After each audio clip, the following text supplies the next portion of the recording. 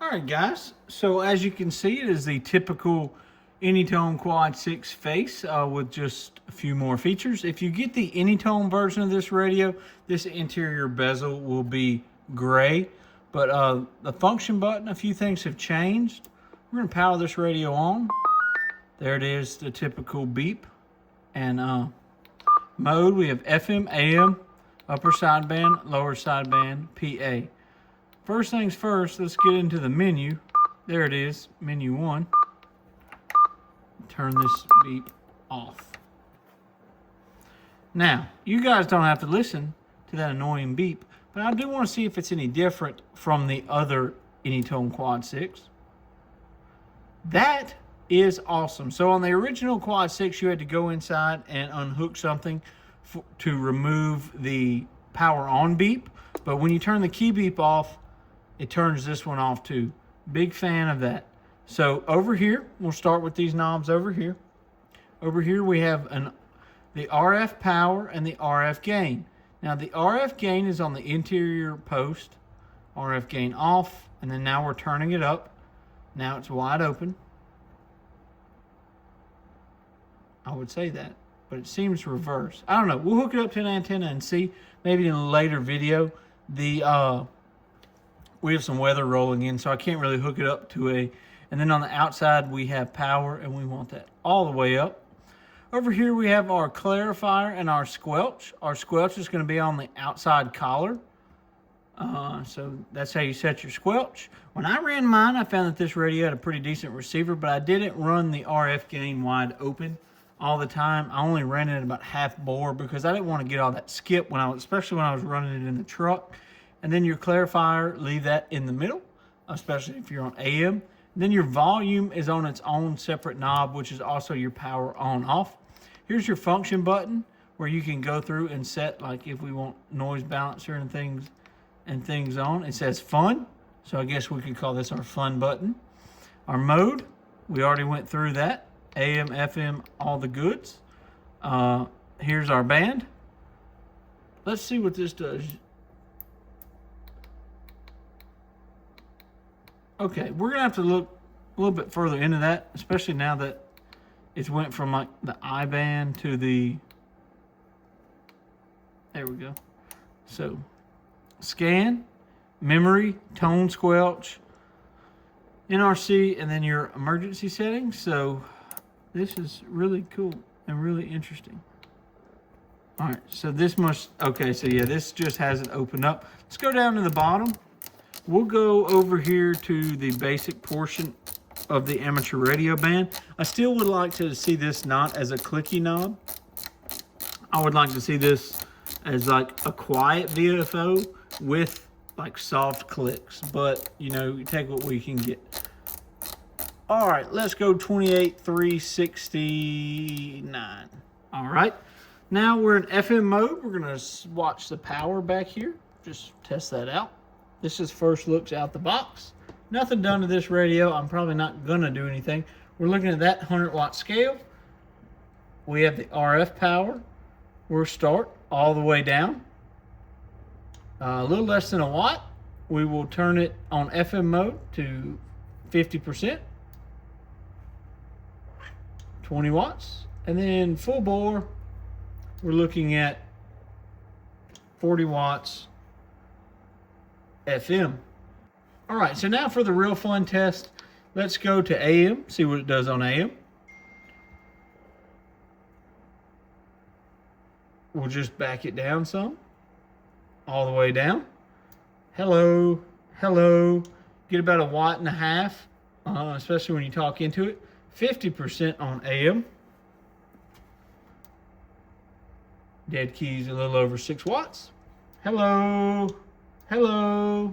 About 20 watts, which is probably, you know, and then full bore. Hello. If you kind of over-modulate it, give it the whistle test, it claims you can get a little over 100.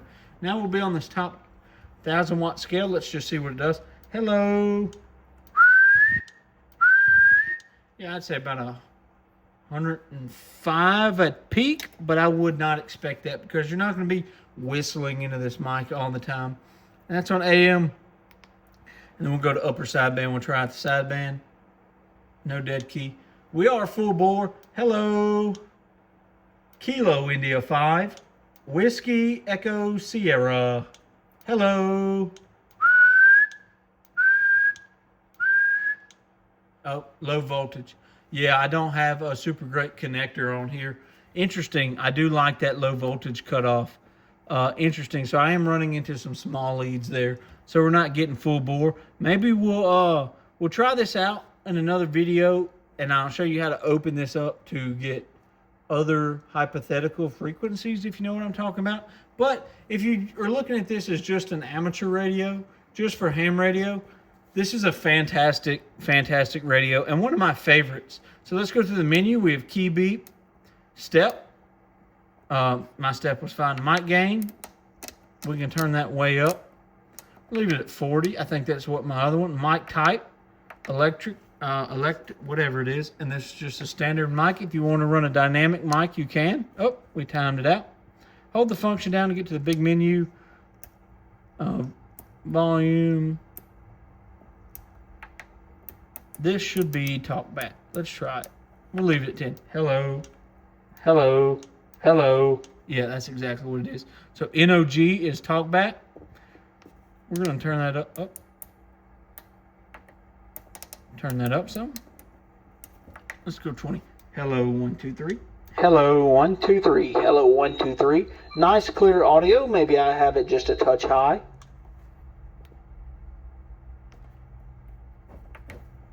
And to select it, you want to push this button. Now let's try it.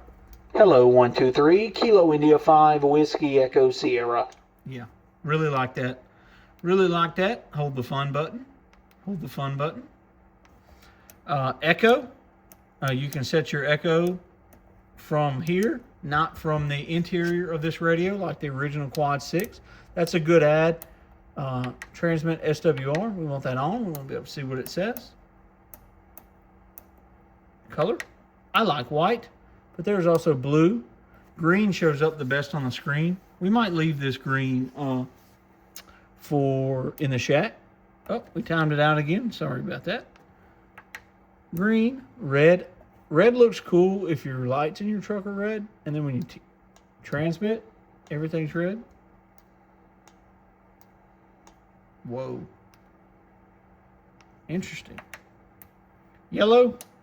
Purple should be a cyan. Off. White. Let's go with green. That way y'all can really see. Oh, and then you can set your transmit color. Okay. So watch this. Now this is a really cool feature. Hello, 1, 2, 3. Hello, 1, 2, 3. Breaker, breaker. Audio. Audio. I like that. And now our lights match up. Big fan of that. Really innovative features. Emergency channel 1, and that's where you can set. Let's set emergency channel 1. We'll go, actually, I want emergency channel 1 to be 21 because that's our local. Oh, okay. So we want emergency channel 1 to be 19, and then emergency channel 2, I want, okay, I can't set that to 21. Interesting. This must be memory channels in the radio and not actual channels. Interesting. Okay, not a big deal. TX, RP. I'm assuming this is repeater. I don't know. It'll be all right. If I don't know what it is, I didn't use it on the old model. Auto squelch. I don't really run auto squelch. I like a physical squelch. Vox. Transmit noise reducer tone. CW beep. We're not doing any CW. And there's your software version, key beep, everything like that. So this is the Anytone, or really the Radioddity QT80. A really good 10-meter radio. We'll do some more videos talking on it, actually getting it on the air. But for right now, this was a first look, walk around the radio. Really big fan of it. Guys, this is Easy Amateur Radio saying 73. Glad to have another one of these radios back. Corncob CB Shop, more on the rebranding of the channel coming soon. Thank you guys for watching. First looks at the Radioddity QT80 73. Okay guys, so here's my 705 and I'm running it pretty naked right now. No protection. So I got online and went to Piovi's website. I've always wanted a a mount like this or rails. I had a 3D printed set of rails, but just didn't work out. They didn't look as great as I liked them. Special shout out to POV. I guess they do this with all their customers. Nice little handwritten, you know, like telegram note. Really like that. And they gave this sweet, awesome little lens cleaning. I'm gonna keep this in my truck for my sunglasses, actually. But I did purchase this. So here's a handle. These are aluminum protection rails for the 705. Just for the front half. I didn't get the back half. I think later on, they come really nicely wrapped. I think later on I will worry about getting the back rails. I want to see how I like the front rails. Maybe I can mount the tuner somewhere on these front rails. But seems to be a pretty straightforward build. So just looking at the picture, like always, no need to read any directions or read any manuals. We'll go ahead and start getting this thing put together. Sit back, relax, enjoy some nice instrumental music while we put this together. I'll pause at certain times and talk about, you know, what it looks like, how the build's going, stuff like that. You guys are watching. Hang on tight.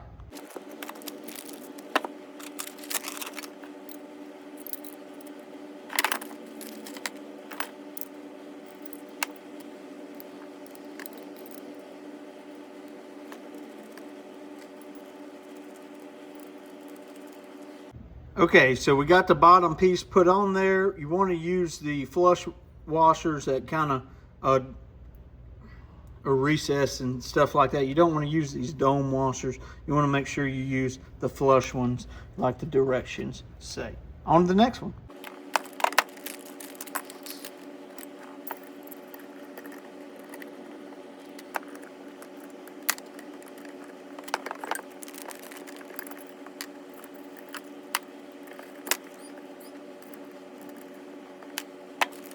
You guys are smart, you can see, but now we got the ears on. It came with this Allen wrench to screw them in. Real simple, real easy, very intuitive. Now let's put this awesome handle on that they were so kindly enough to accept some extra dollars or to accept me putting my call sign on here.